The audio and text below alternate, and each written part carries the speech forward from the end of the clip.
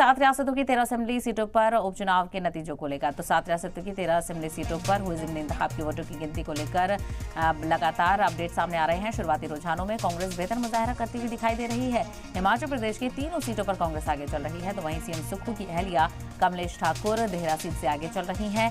हमीरपुर और नालागढ़ सीट से भी कांग्रेस ही आगे चल रही है।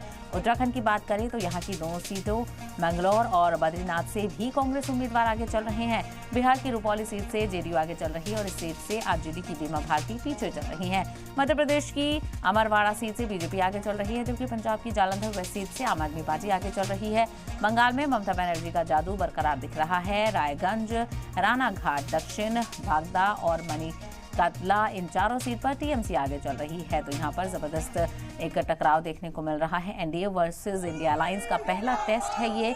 लोकसभा चुनाव के नतीजों के बाद चूंकि उपचुनाव हो रहे हैं, 7 रियासतों की 13 सीटें हैं। यहाँ पर अब देखना बेहद अहम होगा कि किसके पाले में कितनी सीटें यहाँ पर जाती हुई नजर आएंगी। लेकिन अगर हिमाचल और उत्तराखंड की बात की जाए तो यहाँ पर इंडिया अलायंस बेहतर करता हुआ नजर आ रहा है। मगरबी बंगाल में दीदी का जादू एक बार फिर से चलता हुआ नजर आ रहा है और चारों सीट पर ही टीएमसी के जो उम्मीदवार हैं वो सबकत हासिल करते हुए नजर आ रहे हैं। तो वहीं हिमाचल की अगर बात की जाए तो हिमाचल में भी कांग्रेस आगे चल रही है। सीएम सुक्खू की अहलिया भी मैदान में है। कमलेश ठाकुर देहरा सीट से वो उम्मीदवार हैं और ज़िमनी इंतखाब लड़ रही थी, वो भी यहाँ पर आगे चल रही हैं।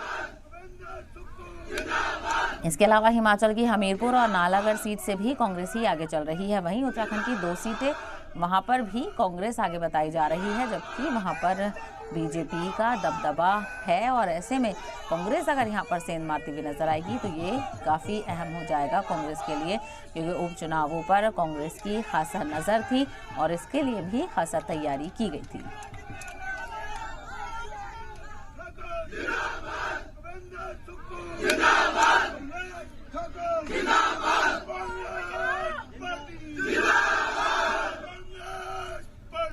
यहाँ पर नतीजे बेहद दिलचस्प सामने आ सकते हैं। 5 से 6 राउंड की गिनती यहाँ पर हो चुकी है और लगातार जो रुझान है वो अब नतीजों में तब्दील होते हुए नजर आएंगे।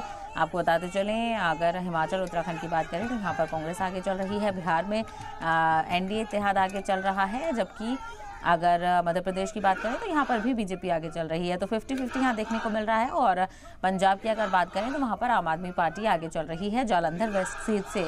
और ममता बनर्जी का जादू अभी मगरबी बंगाल में बरकरार दिख रहा है। जो मगरबी बंगाल की चारों सीटें हैं वहाँ पर ममता बनर्जी ही आगे नजर आ रही हैं।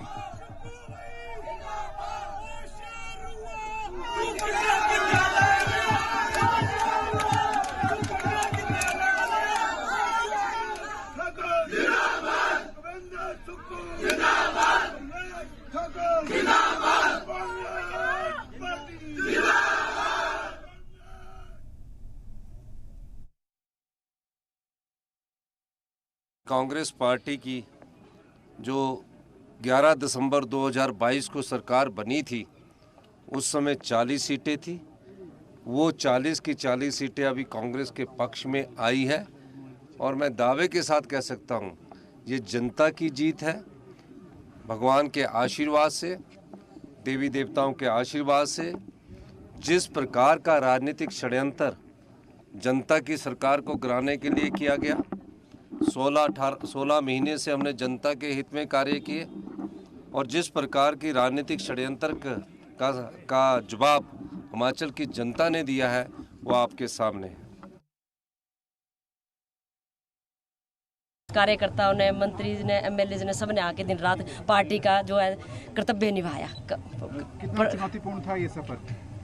देखिए, चुनाव तो चुनौतीपूर्ण होता है। कोई चो के साथ भी चुनौती के साथ भी चो और उसके चुनाव के साथ भी CH है। आप क्रेडिट किसे देंगे इस चीज़ का? मैं इसका क्रेडिट जनता को दूंगी जी, भाई बहनों को दूंगी जिन्होंने कंधे से कंधा मिला के साथ दिया।